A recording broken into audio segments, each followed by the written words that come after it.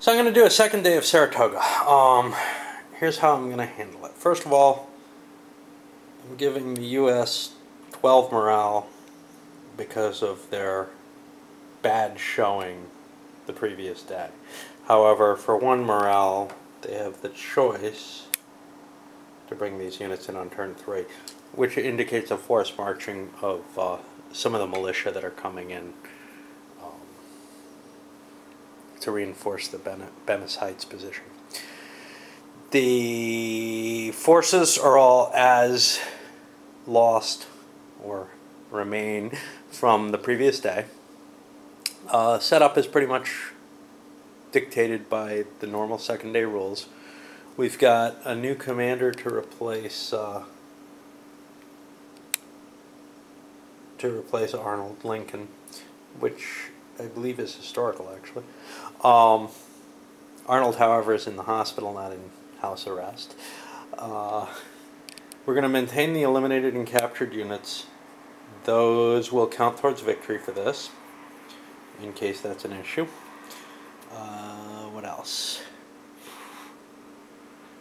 I think that's about it. The British goal is obviously to knock out the American position before reinforcements have a chance to come up.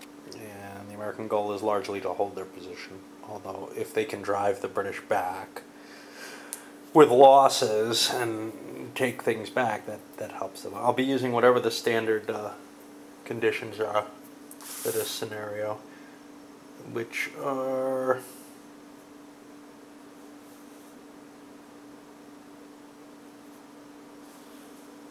the British for decisive victories have to take either the Bemis Tavern or the Nelson Farm, called Fort Nelson.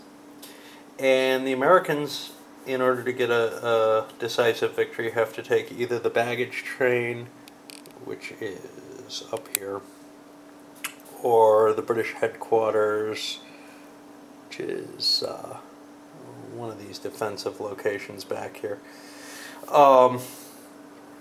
I've put the Germans on the British right flank, allowed Burgoyne to take the center.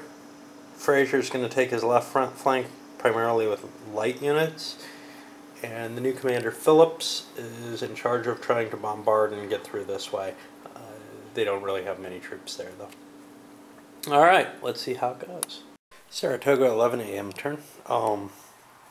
There was heavy fog, dense fog on the first turn, moderate fog on the 9 o'clock turn. Some movement happened on the 9 o'clock and on the 10 o'clock turn. And basically we're seeing the Jaegers and other German lights moving around the flank. A general movement through the woods of the British forces in general. And the beginning of an artillery duel here, where the Brits have a heavy artillery, but the Continentals have an entrenched position. Noon. The German rifles made an attack on the flank and drove the dragoons back. Gates ended up rallying them.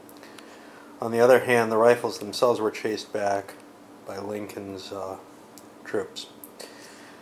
One thing to keep in mind is that the Americans have low ammo, which means they get 2 close combats per unit and then start suffering penalties. So the 2 units on the flank there have each fired half their ammo already. The artillery duel continues with no effect. And the morale, same as it was, given that the reinforcements came on. 1 p.m. the British assault is in full force. The center of the assault over here, held by the Germans, was mainly repulsed. Burgoyne, however, made some headway. The artillery was pushed back earlier during the American side of the turn, and the Germans over on the right flank have definitely cracked the Continentals back there. On the 1 p.m. turn, the the Continental troops are making a counterattack, and it did not go well for them. First of all, they didn't gain a lot of ground over here against that lone couple of German units. They pushed some back, But they're also pretty much out of ammo all across here. And finally, the attack against Burgoyne himself failed miserably with a unit captured and 4 units routing. So currently the Continental morale is down to the crap level. 2 p.m. the British got overly cocky doing frontal assaults in both cases. In one case they succeeded right on the fort itself, or the farmhouse, or whatever you want to call it. In the other case, however, they failed. See a couple of units that ran away. More importantly, the Grenadiers got captured, which gives the Americans a momentum chit if they want to use it.